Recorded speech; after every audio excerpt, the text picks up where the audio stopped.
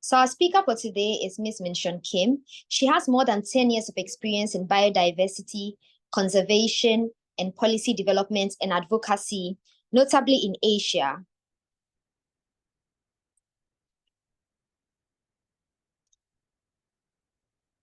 Having joined UNEP in 2018, Ms. Kim has been working on strengthening linkages between zoonotic disease, biodiversity loss, and climate change to support the One Health initiative.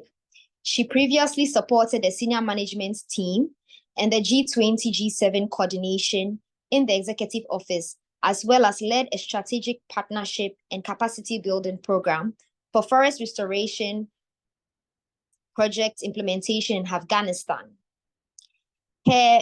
She began her career with flyway conservation for migratory waterbeds and via habitats of wetlands and tidal flats along the East Asian Australian flyway. While working with wildlife conservationists and policymakers, she had the privilege of receiving the Minister's Award for Biodiversity Contribution by the South Korean government in 2014, and joining the International Visitor Leadership Program on Global Wildlife Conservation by the US government in 2015. Prior to moving to Nairobi, she served as the research officer in the Global Environment and Science Division of the Ministry of Foreign Affairs in the Republic of Korea from 2019 to 2020. She holds a Master's of Philosophy in the Conservation Leadership from the University of Cambridge in UK and a Bachelor of Science in Animal Science from Konkuk University in the Republic of Korea. And ladies and gentlemen, without much ado, I would like to welcome our speaker for today, Ms. Minseon Kim. Please, you can take the floor. So while our speaker sets up, I don't know if you are able to project the slides from your end, Ms. Kim, but if not, I can project. I know you shared it with me. So if you can, you can project, yeah. And she would engage us for some time, and then we'll take some Q&As from the audience. So you have about 20 minutes for your presentation. Yeah. And Thank you, Henrietta, for that great introduction on me. I mean, I'll try to put presentation file here, but it would be great if you could put I can't see. Okay, maybe screen sharing. Is it right? Okay, I think I got it. I hope this is projecting well. Can you see my presentation file? Yes, we can. Great, thanks. Thank you, Henrietta, and everyone. Hello, my name is Minseon Kim, and I'm a Program Management Officer from UNEP, One Health team. We are based in Nairobi. I'm not quite sure. So if I put this presentation mode, I think I won't be able to see the Zoom screen. So, okay, let me try and see how it works. So thank you for this opportunity to speak about Nature for Health and UNEP One Health work today.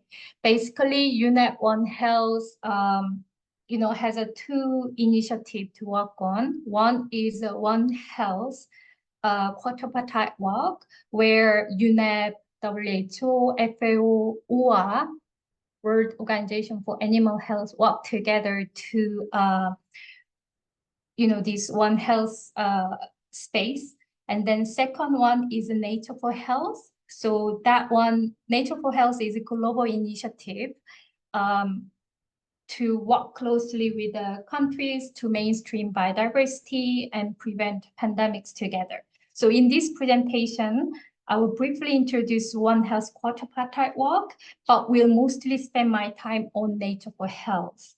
So why Nature for Health is the best way we can tackle environmental and health challenges which required multi-sectoral collaboration.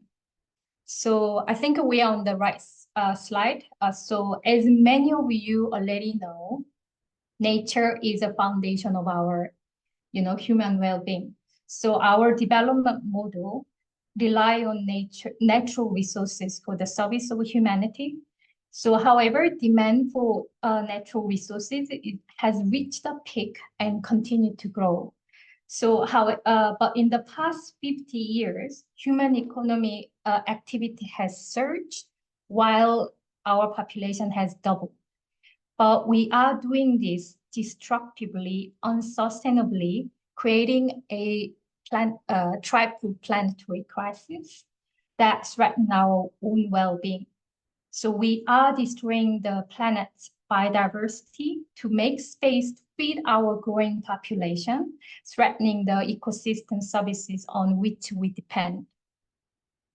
People and livestock now represent 96% of total biomass of mammals on Earth, while all wild mammals, from mice to whales, amount to just 4%.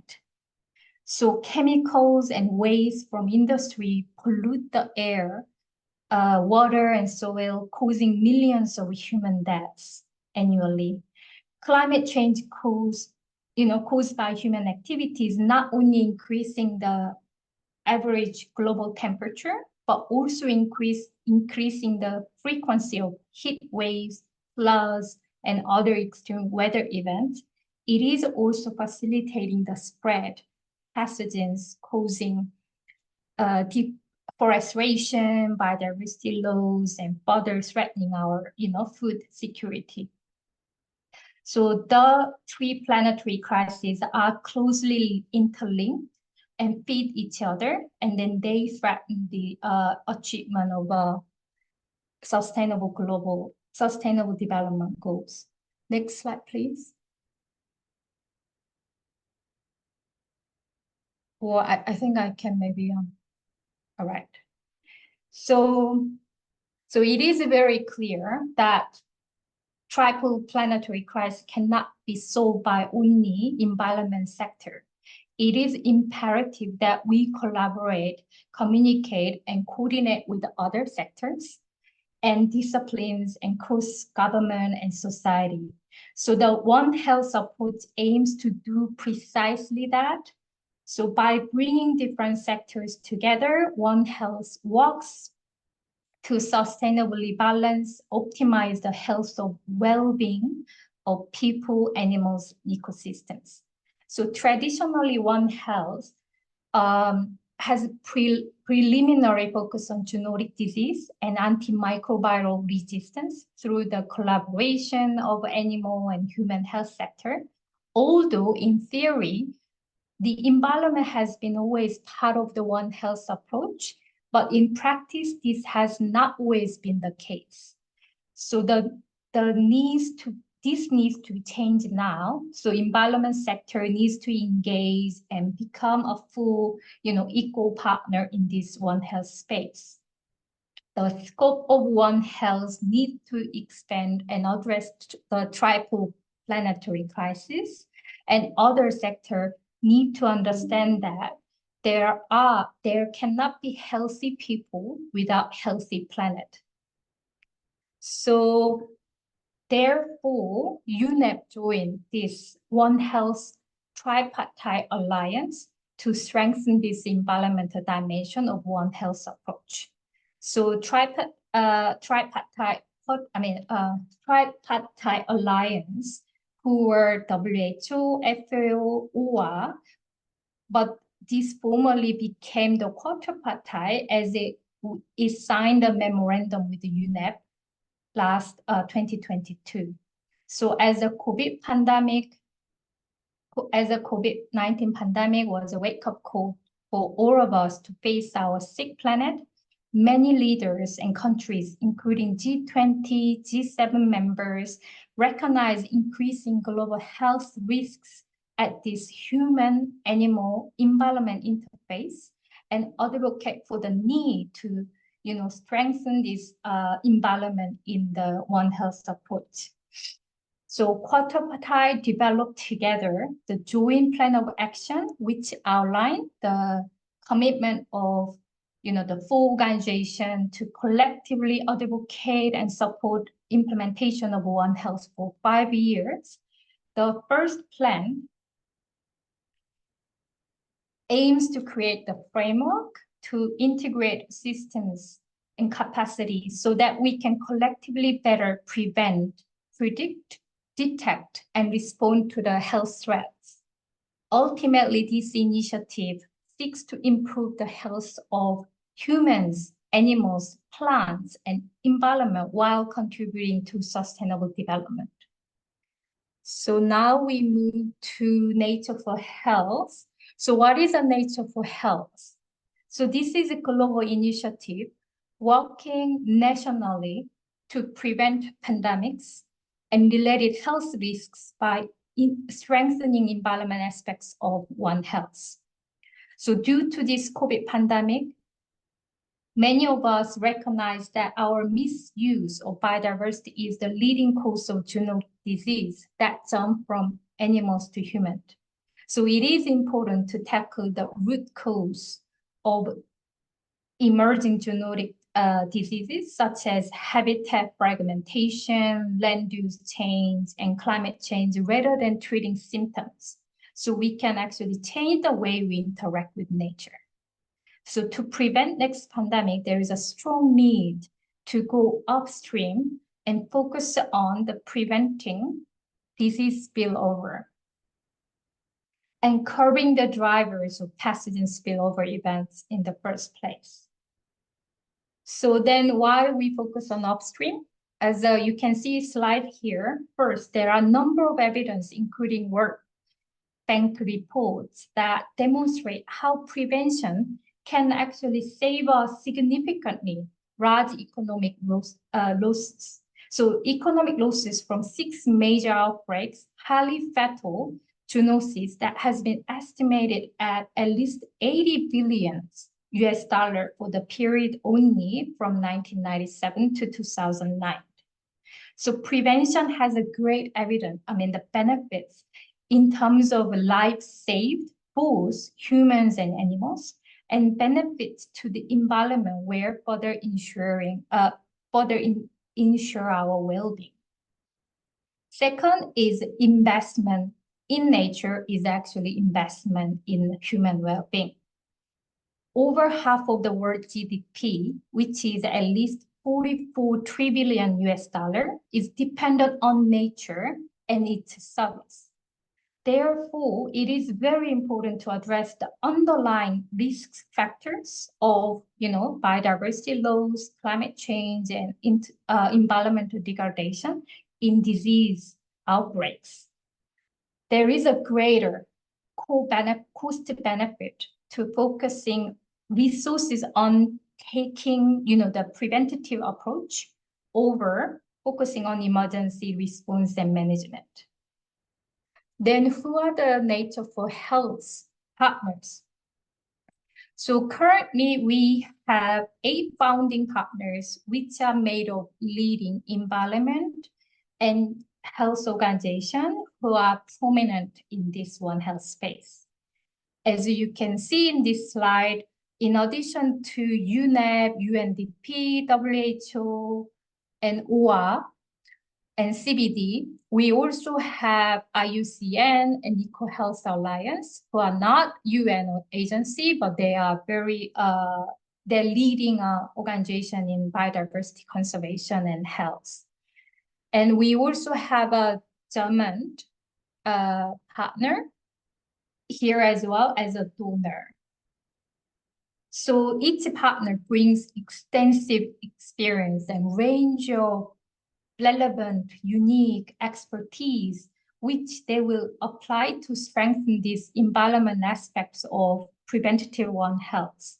So they will also bring very strong commitment towards ensuring the long-term success and also impact of this Nature for Health initiative.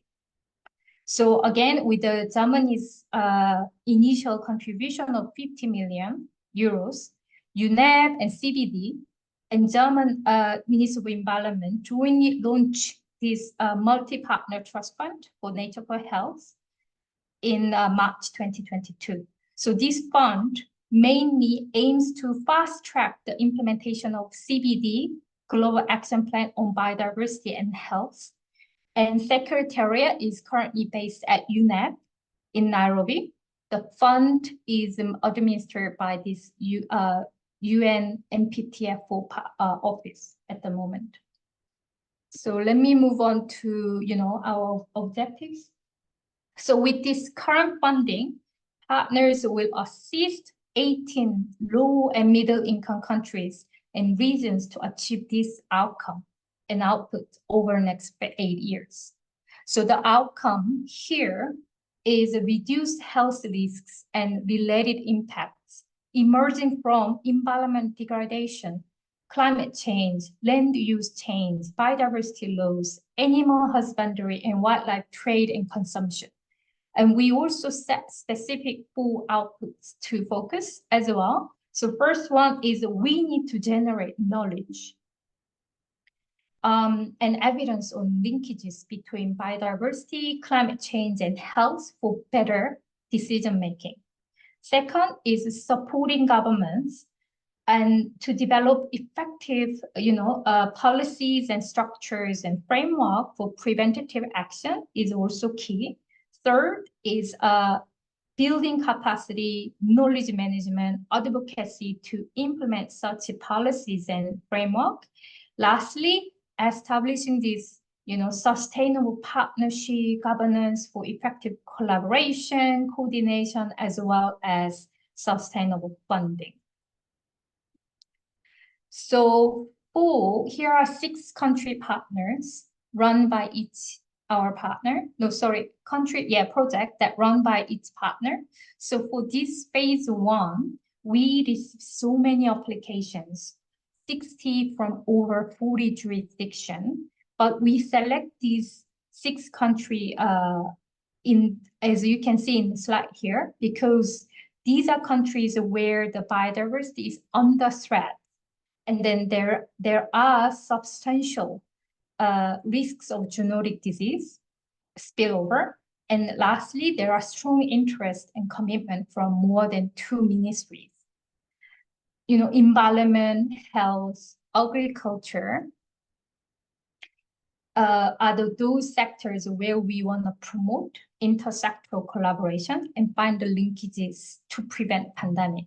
So as you can see in this slide, engaging more than 2 different ministries are important to, improve policies and strengthen intersectoral collaboration through this project implementation. So I wanted to briefly show the governance structure as well for the later discussion. So this is the Nature for Health governance structure.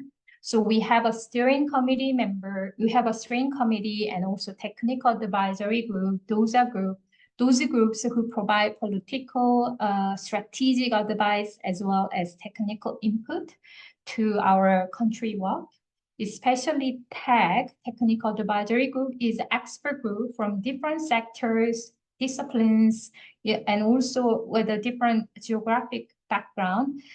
And some are like youth delegate, and then also other members have an expert in not only wildlife and health, but also the other sector, like such as indigenous peoples and local, communities. So where we would need all those expertise to make a sound decision.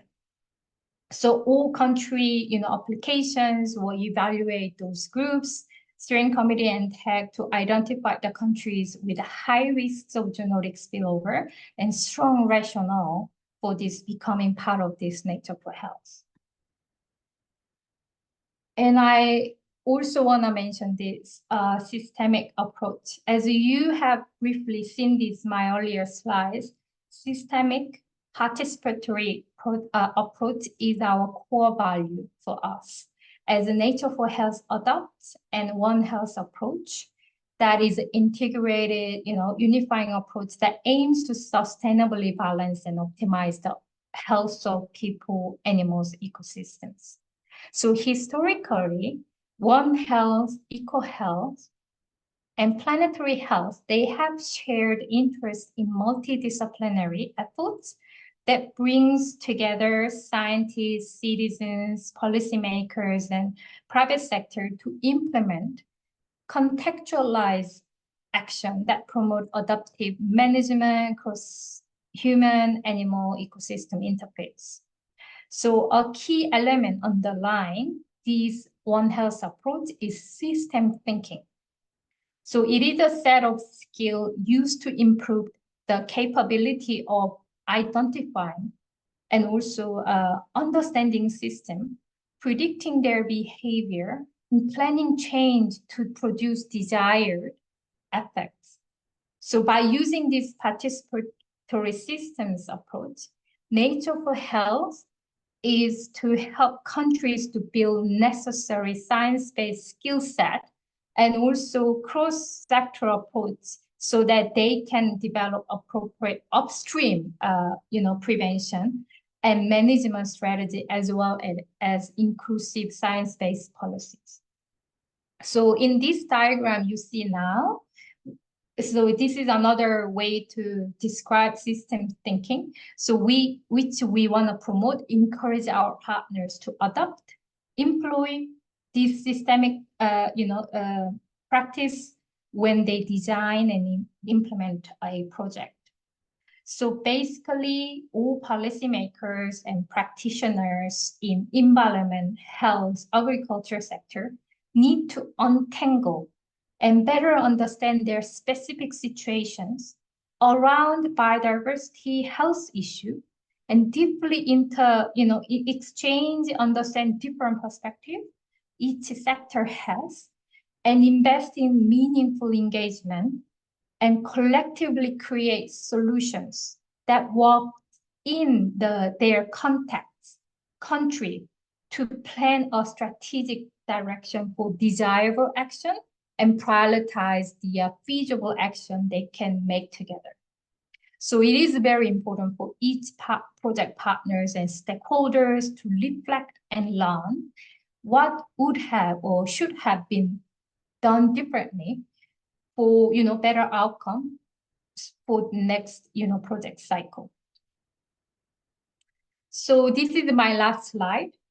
So nature underpins our ecosystem, our economy, health, and well-being.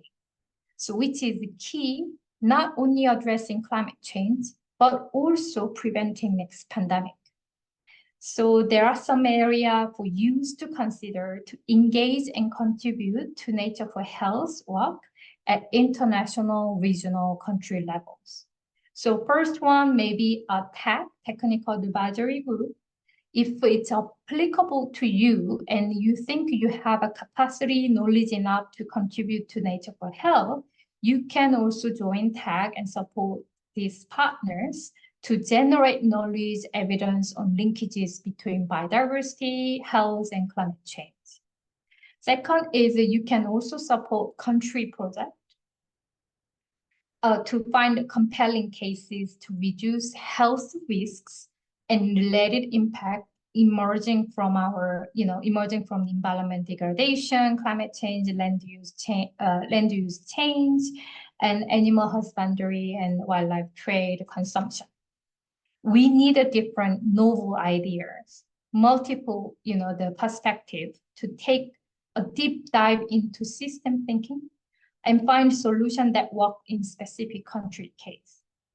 Lastly, as in your capacity as a youth leader, you can also advocate for the Nature for Health, speak up why country needs to invest more in nature and upstream, the prevention so that we better recognize the need for intergenerational solidarity and responsibility on environmental crisis and prevent next pandemic together.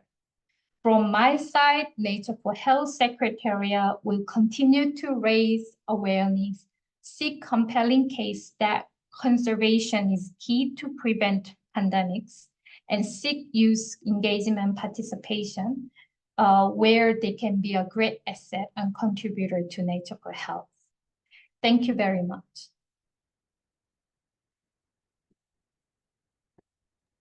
Hello, thank you so much for the presentation. It was very informative. It gave us a clearer picture of the Nature for Health initiative. At this point, we have our Q&A.